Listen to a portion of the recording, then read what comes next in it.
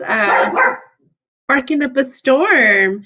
All right, I am going to try something different this week. I'm going to try to do this live in my group and my page at the same time. So we will see how this goes.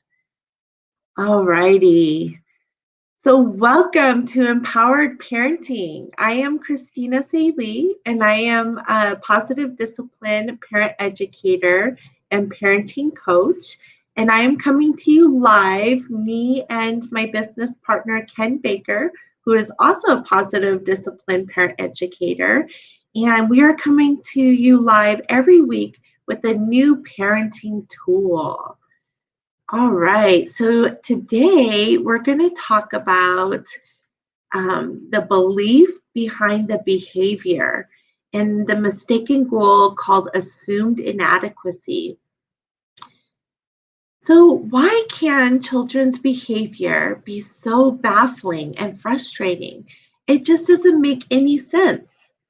With Empowered Parenting, we offer you effective strategies for understanding the purpose of children's behavior and for taking action so that you feel powerful instead of helpless to do anything about behavior that you don't want to see. I'm using a teleprompter and it is going very slow today. So, in the book Children, the Challenge, Rudolf Dreikurs explains that the ultimate goal that children are trying to achieve is belonging and significance. Significance is the sense of feeling important and the opposite of feeling insignificant. Belonging is a desire to find your place in the family.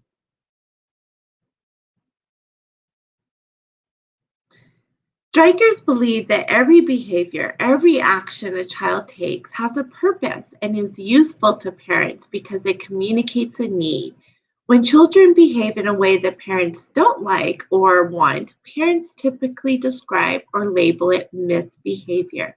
But we can look at misbehavior as communicating a need that is not being met. Stryker suggests that if the behavior the child is choosing fails to achieve their goal of belonging and significance, they may consider things and choose another course of action. One of the goals that parents often describe as misbehavior is assumed inadequacy. The first clue to figuring out if this is what is going on for your child is noticing what feelings are coming up for you. Are you feeling despair, hopeless, helpless, or inadequate? Do you find yourself overhelping, possibly even having a lack of faith in your child? Does your child respond by retreating even further or being passive?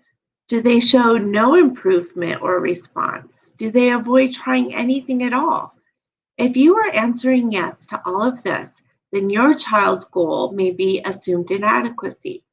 The belief behind the behavior of this goal is, I don't belong, so I'll convince others to not expect anything of me. I am helpless and I am unable. It's no use trying because I won't do it right.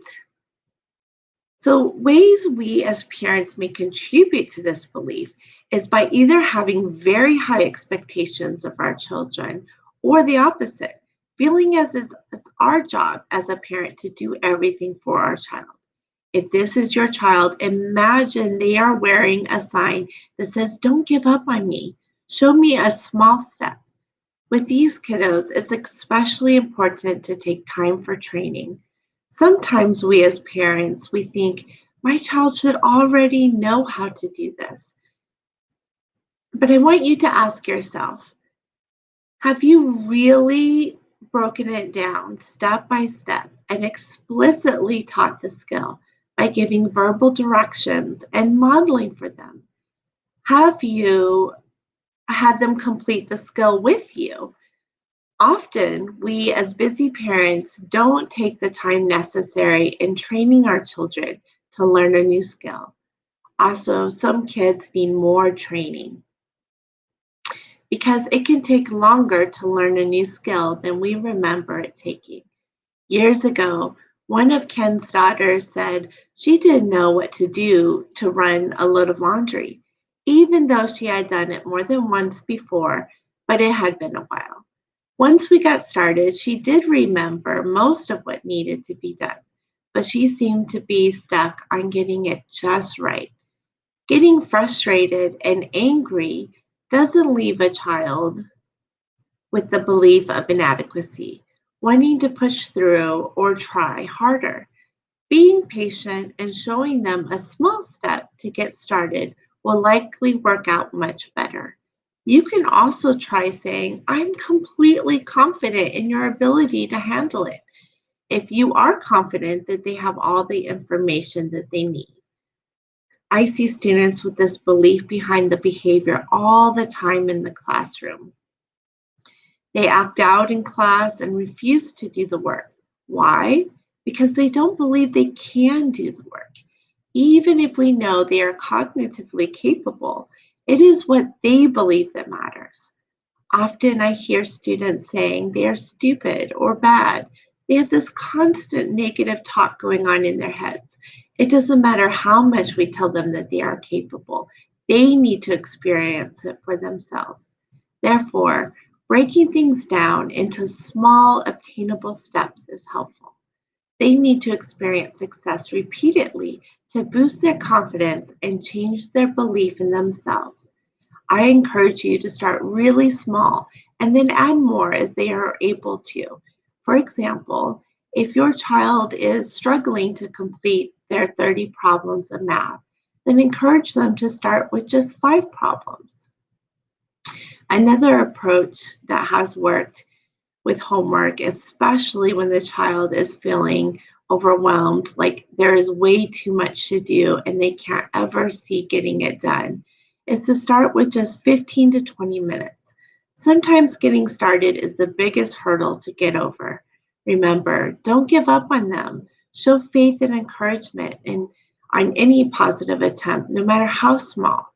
Try to build on their interests. Finding things they really enjoy can build their motivation to keep trying. Empowered parenting is all about helping parents realize that they have powerful options and helping children learn how to achieve their goals in a more positive way. Since every action a child takes has a purpose, and if a child is struggling with assumed inadequacy, then an understanding of the purpose behind our children's behavior, rather than labeling it as misbehavior, we can see their behavior is communicating a need to us. We can see that what they are trying to achieve is a feeling of belonging and significance. We can then choose as parents to help them achieve their goal in a more positive way with behavior that we do want to see.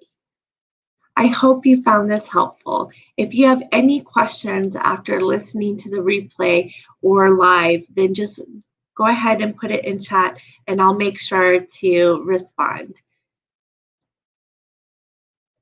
Bye-bye now. Until next week.